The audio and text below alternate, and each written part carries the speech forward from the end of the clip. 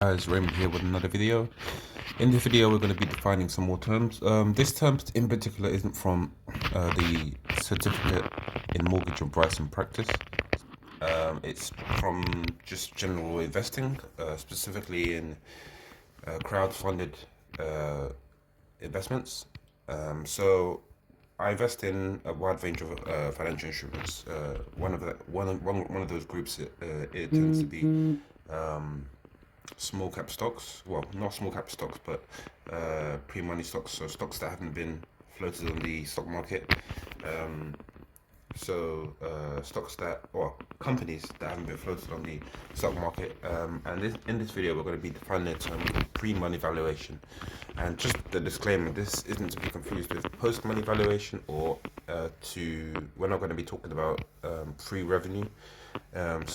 Pre-money valuation specifically relates to the value of a company or company firm, same thing, before it receives any large amount of funding, or before it receives any funding from either seed investors, venture capitalists, etc. And this term is mainly used in the venture capitalist group community to determine roughly how much the company is worth before they invest in it, so they know how much the value of their stake, the value of their stake will be worth if they decide to invest in it.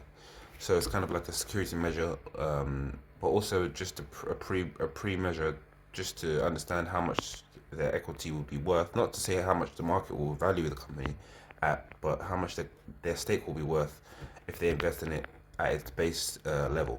So take company A, it has its revenues, etc. They're not taking that into consideration. They take that into consideration to have a general idea of the value of the company, but the company hasn't been floated. It hasn't received any outside investment. It's just been running.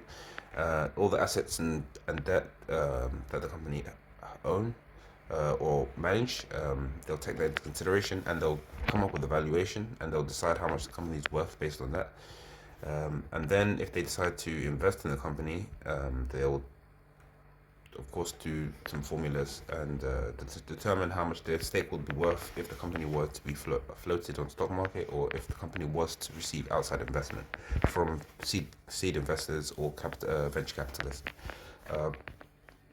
So this is just a few takeaways that have been from the research I've been doing. So the first one is pre-money valuation is the value of a company before it goes public or receives other investments such as external funding or financing. The second takeaway is potential investors can use the pre-money value of a company to determine how much it's worth before they invest their money.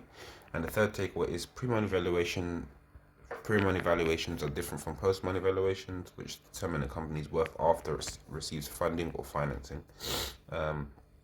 Just a bit further, understanding pre-money valuation. Pre-money is the value of the valuation of a company before any rounds of financing, and gives investors a picture of what the company's current value may be, but it isn't a strategic figure, which means it can change. That's because the valuation is determined before each round of financing, whether that's private or public investment. Pre-money can be determined just before a company is traded on public markets, like I said before. You can also use the pre-money valuation before seed, angel, or venture funding is put into a company. So that's pretty much what pre-money valuation is. It's pretty simple term to understand. It's just how much the company is worth before any seed, venture, or angel investments are made, thus adding external funding to the company. And yeah, pretty simple. In the next video, we'll probably be talking about post-money valuation, which is pretty much the same thing, but it's after the valuation of a company, after the any seed, angel, or venture venture investments are invested into the company. And we'll probably be talking about more terms like this term in particular in future videos. Thank you for watching. I'll see you in the next one.